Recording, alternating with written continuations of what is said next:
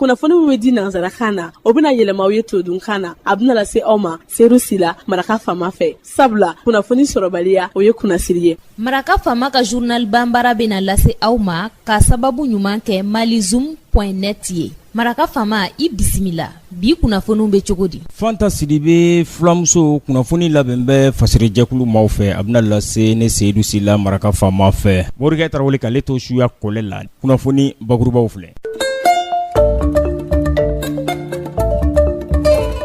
Cɛbɔ 20 Banyango jamana ɲɛmaasigi kalata hukumu kɔnɔna na an ka jamana kɔnɔna na n'a ta ko fɔlɔ kɛra juillet kalo tile 29 tɛmɛlen u ye ɲɔgɔnnajɛrɛba kɛ Palais de la Culture Amadou Hampâté Bâ la a ɲɔgɔnnajɛrɛ senfɛ u y'a ɲini k'a fɔ ko kalata kunfɔlɔ min kɛra ko ka o jɔsi ka bɔ yen wa ka tila ka cour constitutionnel k'ale fana jɔsi ka bɔ yen. Jamana ɲɛmaasigi kalata tako fɔlɔ hukumu kɔnɔna na an ka jamana kɔnɔna na kulu min bɛ yen n'u k'a ma pôle d'observation citoyenne n'o ye jamanadenw ka kulu dɔ ye mun bɛ ɲɛdama kɛ kalata la bakuruba fɔla POSIM ale y'a ɲini gouvernement fɛ k'a ka labɛnko ɲuman kɛ ka ɲɛsin tako filanan ma mun bɛna kɛ utukalo tile 12. Cour constitutionnelle ale ye a ka jaabi labanw di bi wulada in na jamana ɲɛmaasigi kalata hukumu kɔnɔna na tako fɔlɔ n'o kɛra juillet kalo tile 29 ni jaabi kunfɔlɔw dira ministère de l'administration territoriale fɛ. Dɔnkibaru la kumabaw olu ye nin ye minnu bɛna walawala aw ye sisadaani na.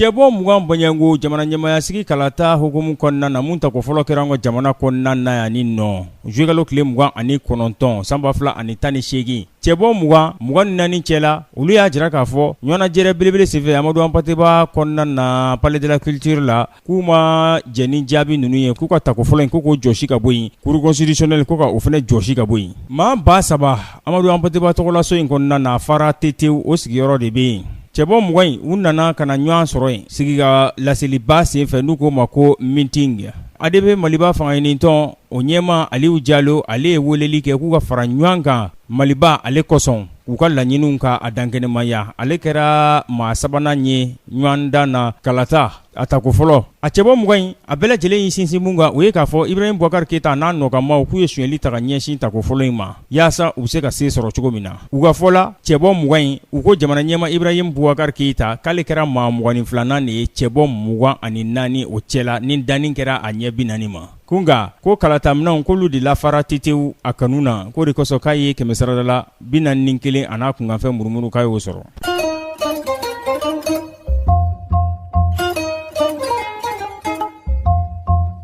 Tako fɔlɔ jamana ɲɛmaasigi kalata an ka jamana kɔnɔna na san 2018 n'a tako fɔlɔ kɛra juillet kalo tile 29 kulu min bɛ n'u k'a ma pôle d'observation citoyenne jamanadenw ka fara ɲɔgɔn kan kulu ka ɲɛdama kɛ kalata la bakuruba fɔla POSIM a y'a ɲini gouvernement fɛ k'a ka labɛnko ɲuman ta ka ɲɛsin tako filanan ma yaasa u bɛ se ka kɛ basigi kɔnɔna na cogo min na an ka jamana kɔnɔna na. POSIM ale ye maa 88 ale ye olu de bila minnu bɛ ɲɛdama kɛ waati furancɛ jan kɔnɔna na kalata la an ka jamana kɔnɔna na fo ka taa se san 2080 ma kalata fɛn o fɛn mana kɛ o furancɛ kɔnɔ olu na wuli ka jɔ kɛ ka ɲɛdama kɛ o lahalayaw la.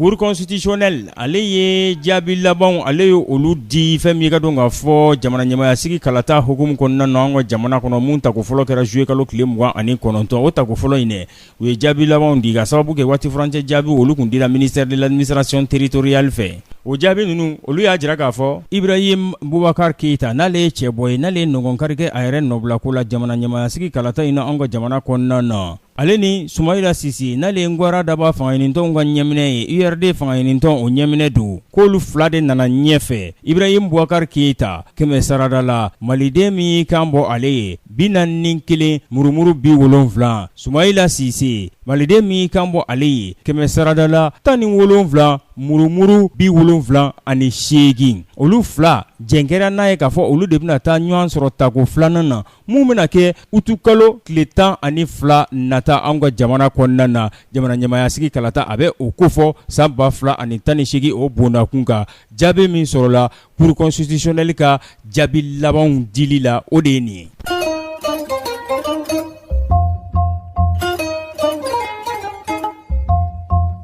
jamana duuru minnu jɛlen don sahara kungo la ni mali bɛ olu cɛ la olu farala ɲɔgɔn kan k'u ka fɛɛrɛ kɛ yaasa weleli sɔngɔw nɛgɛjuru sira fɛ olu bɛ se ka mɛru ɲɔgɔn na cogo min na jamana duuru in kɔnɔna na o kɛra wagadugu kunungo burukina faso ale kɔnɔna na wa a laɲini u b'a fɛ ka mɛru ka a kɛ ka bɛn san 2019 ma maa ɲɛɛlɛge minnu bilara la maa hakili cɛrɛnnu n'u k'olu ma expert o ko u bɛna to a bɛ kɛlɛbolo fana ta ka ɲɛsin mugujugukila jatigɛwale olu ma u ka baarajugu olu kɔnɔna na.